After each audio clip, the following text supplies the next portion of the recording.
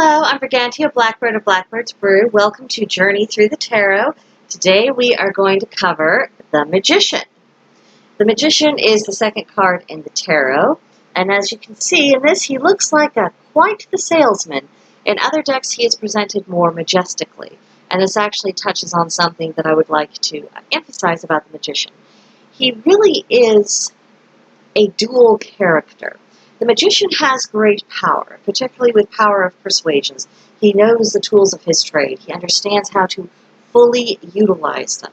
And this is quite significant in a magical practice. This represents someone who has really been striving to absorb the knowledge, absorb the skills, and achieve and maintain a level of excellence, and getting further and further into it. Now, so much depends upon the morality and the ethics of the Magician to determine what kind of figure this really represents. If his intentions are ethical, he has a framework, he understands his boundaries, he's not using magic as a club to try to force and bend other people to his will. It's for more elevated purposes. Then this is really a figure of great nobility. However, if he isn't quite so high-minded, the Magician can turn into the absolute worst villain you could ever imagine. And this is a great warning to everyone who practices magic, whether you are a practical magician or you're like me, Wiccan, and you're practicing magic in primarily a religious context, or if you're practicing another form of witchcraft. We have the potential to be both, and it's important to not forget that. There are consequences to what we do. We are not exempted from morals, and just because we have the capability of doing something, it doesn't necessarily mean that it is the correct thing to do. So this is a really weighty card. Now, I have found when the Magician appears in readings that it does tend to represent a male practitioner rather than a female. If it's representing the practitioner and it's female, usually what I'm seeing come up is the High Priestess, but not always. So you really got to take into account the other cards that you're looking around it.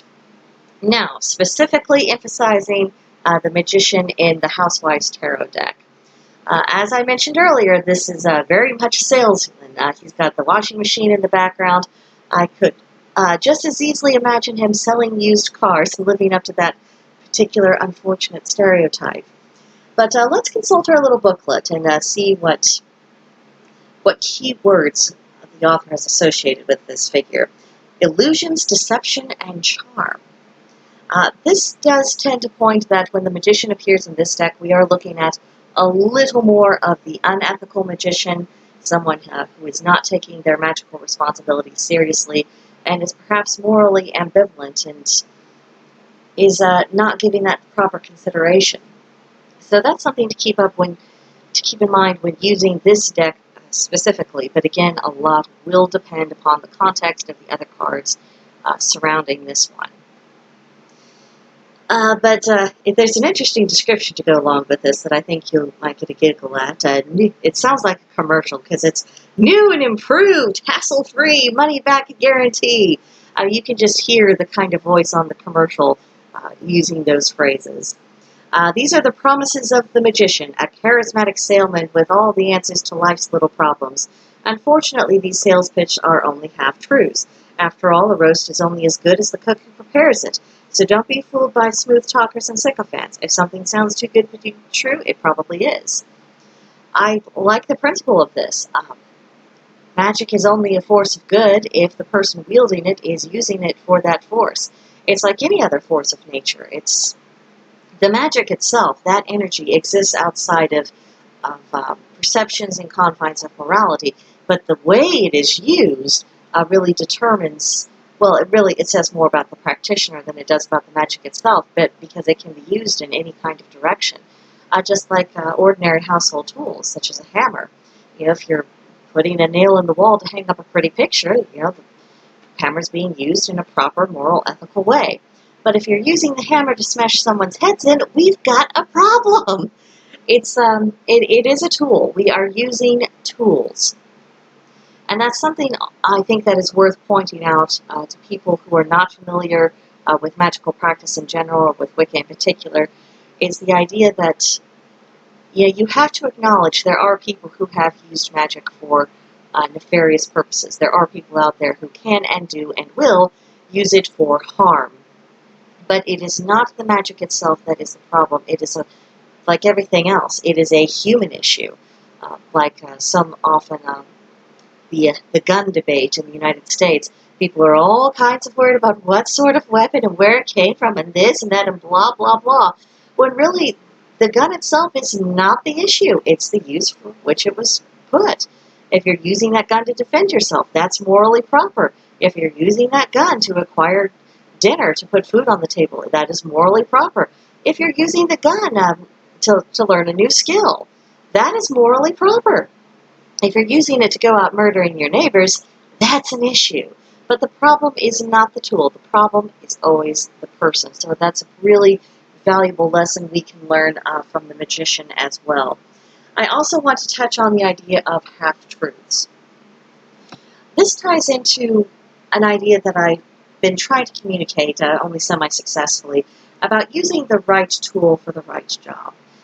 Wielding magic can be extremely useful. It can solve problems. It can do a lot of things. It can improve your odds in the pursuit of certain goals, and also in solving certain problems. It can ease your way. It can smooth out the path.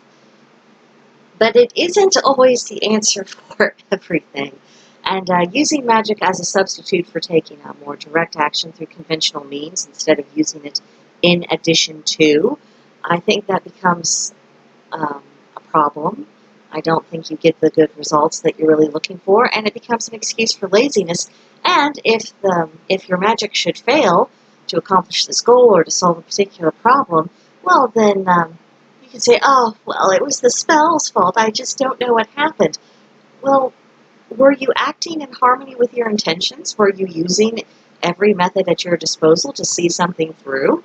I mean, never underestimate the value our mundane actions take. If we say to the gods, the universe, however you are perceiving it, that we have this intention and we do this wonderful spell and ritual in pursuit of that intention, but then our mundane actions are nothing. It's either stagnation, or we're not doing anything, or we could even be acting in the complete opposite of the stated intentions, then why would it work?